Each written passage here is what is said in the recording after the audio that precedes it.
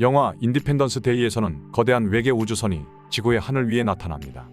직경이 무려 550km이고 무게는 달의 4분의 1이나 되는 거대한 괴 비행체가 지구와 인류를 완전히 멸하기 위해 나타난 것입니다. 사실 이런 것은 그냥 SF 영화에나 나타나는 장면이라 생각하겠지만 실제로 비슷한 사건이 여러 번 나타났다는 기록들이 존재합니다. 그 중에 하나가 바로 1942년 미국 로스앤젤레스 상공에 나타난 거대한 괴 비행체의 집단 목격 사건입니다. 당시 불과 2달 전에 진주만 기습 공격이 있었기 때문에 미국 본토도 더 이상 안전하지 않다는 불안감이 팽배해 있었는데요. 특히 로스앤젤레스 서부 해안의 주민들은 일본의 침략에 대한 두려움이 점점 커지고 있었습니다. 그리고 1942년 2월 24일 밤에 특이한 공중 활동에 대한 목격과 보고가 나타나기 시작합니다. 이미 극도로 예민한 상태에 있던 로스앤젤레스 시민들은 평생 잊지 못할 미스터리한 밤을 경험하게 됩니다.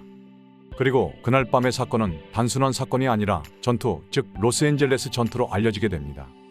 첫 번째 보고는 로스앤젤레스 서쪽 태평양 위에 떠있는 밝게 빛나는 거대한 물체에 대한 것이었습니다. 일부 목격자는 그것을 거대한 빛나는 시가로, 다른 사람들은 거대한 원반으로 묘사했습니다. 그리고 어떤 사람들은 그것이 대형을 지어 움직이는 수십 개의 작은 불빛 물이라고 주장합니다. 드디어 물체가 내륙으로 이동하면서 공습 사이렌이 요란하게 울리고 도시 전체를 어둠 속으로 몰아넣습니다.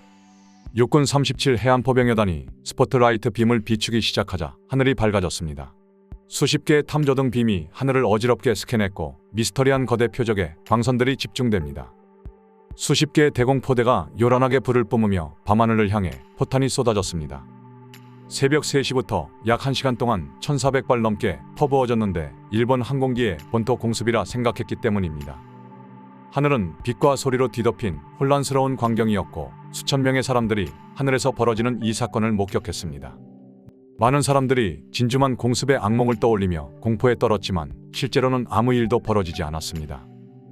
하늘의 커다란 물체는 무수한 포격을 받았지만 멀쩡해 보였고 더구나 어떤 반격도 없었는데요.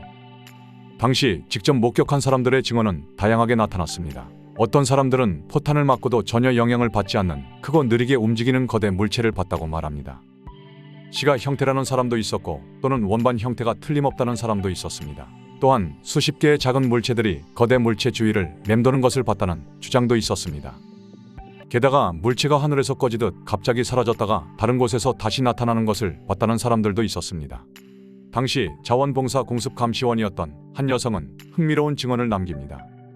처음 상사의 전화 연락을 받고 즉시 창밖을 내다봤는데 큰 충격을 받게 됩니다.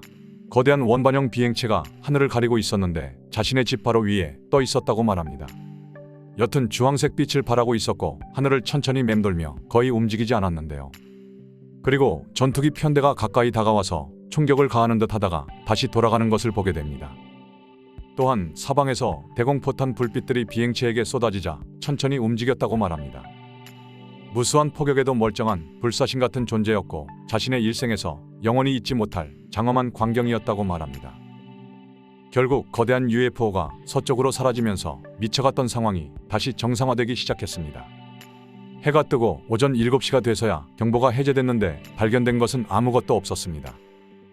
대공포탄에 부서진 민가와 몇몇 사상자만 남긴 사건이었고 정작 적국 항공기의 흔적은 어디에도 없었는데요.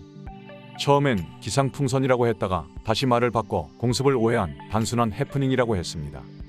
하지만 시민들의 항의가 이어지자 다시 말을 바꾸는데요. 당시 육군참모총장 마셜 장군은 LA 상공에 나타난 15개의 비행체를 조준 사격했다고 공식 발표합니다. 물론 비행체의 정확한 정체가 무엇인지는 알 수 없다는 것인데요. 결국 로스앤젤레스 전투라는 공식 명칭을 남기고 역사상 가장 흥미롭고 논란이 많은 UFO 사건 중 하나가 됩니다.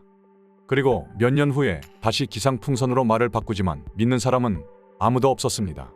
당시 LA 상공을 실제로 일본 정찰기 편대가 지나갔다는 의견도 있는데요. 단순히 미국 본토를 정찰하기 위해 고공 비행으로 지나갔고 전투 목적은 없었다는 것입니다. 하지만 당시 일본군의 기록에서는 이런 사실을 찾아볼 수 없는데 미 본토 정찰이면 어떤 식으로든 기록 또는 증언이 남아야겠죠. 그렇다면 마샬 장군이 말한 15개의 비행체는 과연 어디서 나타난 것일까요? 끈 떨어진 기상풍선이 떠다니는 것을 오해해서 1,500발 가까이 발포했다는 것은 말이 되지 않는데요. 많은 시간이 흐르고 당시 상황에 대한 기록이나 증언이 하나씩 나타나기 시작합니다. 먼저 이 물체는 새벽 1시 45분경부터 미군 레이더로 추적되고 있었습니다. LA 북서쪽 약 200km 산타마리아 해변에서 처음 포착되었고 약 90분 후에 LA로 내려옵니다. 그리고 약 1시간에 걸친 LA 포격 사건 이후에 서쪽으로 방향을 바꾸어 태평양 상공으로 사라집니다. 결국 정체를 알 수 없는 비행체 무리가 나타난 것은 사실이라는 것인데요. 일본 정찰기가 아니었다면 과연 이 비행체들은 어디서 나타난 것일까요? 전쟁 중의 불안과 히스테리가 평범한 물체를 잘못 식별한 것일까요? 아니면 정말 외계에서 온 특별한 존재였을까요? 아무튼 이 사건이 있고 5년 후인 1947년 로즈웰 사건이 발생하는데 그때도 미군은 기상풍선이라고 말을 바꿉니다. 어쩌면 5년 전에 LA 사건 때도 그랬듯이 기상풍선으로 덮을 수 있다고 생각한 것일까요?